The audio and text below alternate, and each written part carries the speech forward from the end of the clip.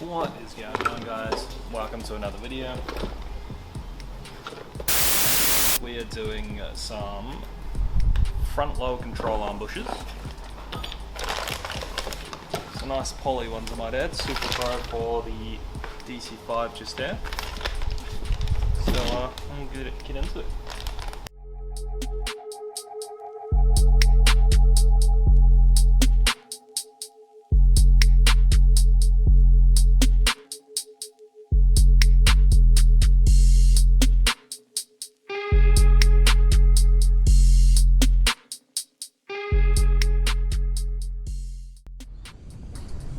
We're on the old passenger side, left hand side here.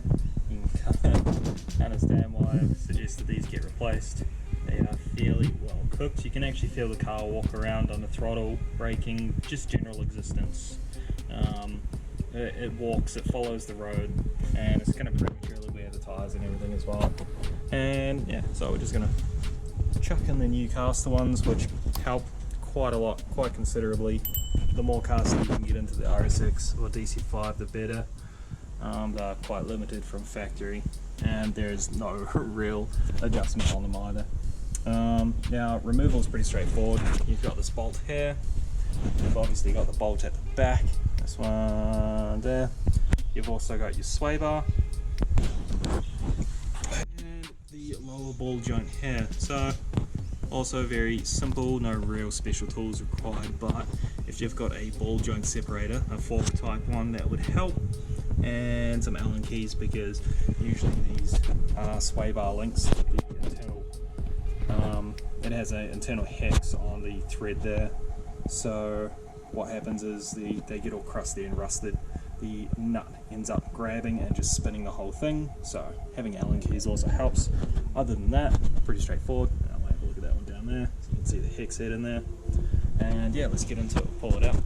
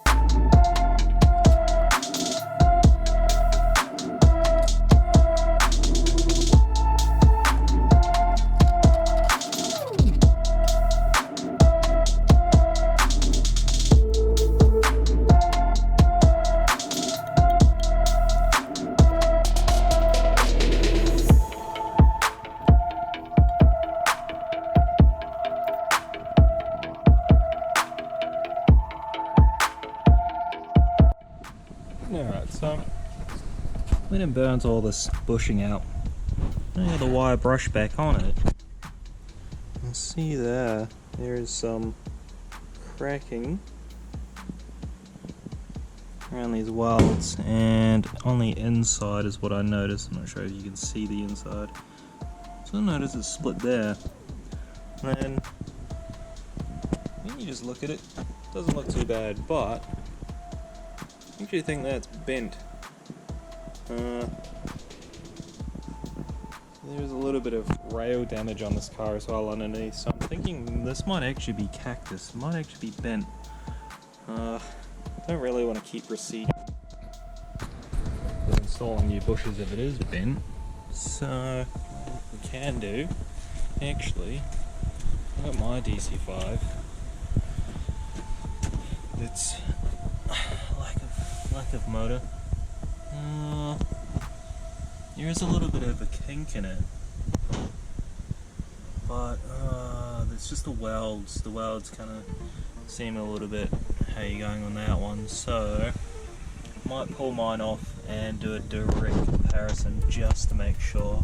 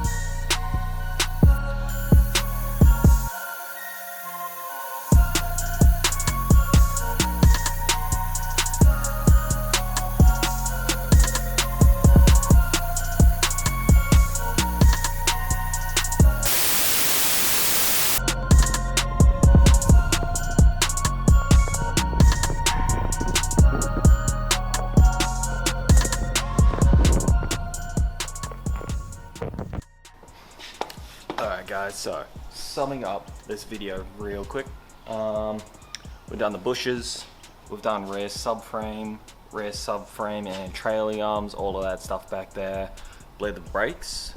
What else have we done in this car?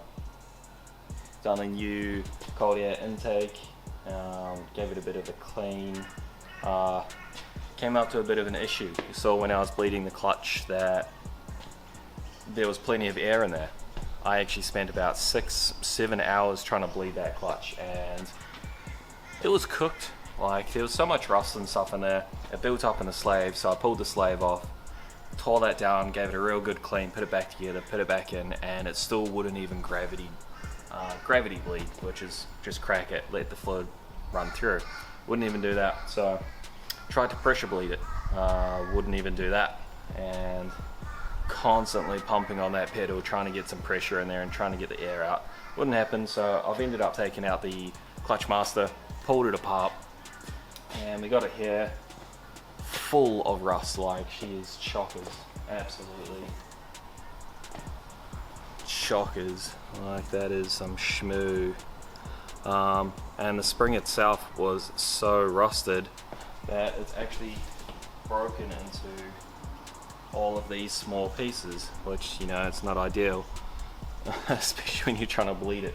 So I got another one coming from Elusive Racing here in Australia. It should take about 4 or 5 days to get to me. So unfortunately, won't be able to finish the car 100%. I have to put the wheels back on, push it out. I'm going to give it a quick clean as well. I'm going to wash down the bay because there was a little bit of maybe some angry spraying of brake fluid every now and then, flicking of my hands and whatnot. So just got to make sure there's no brake fluid sitting on any of the paint.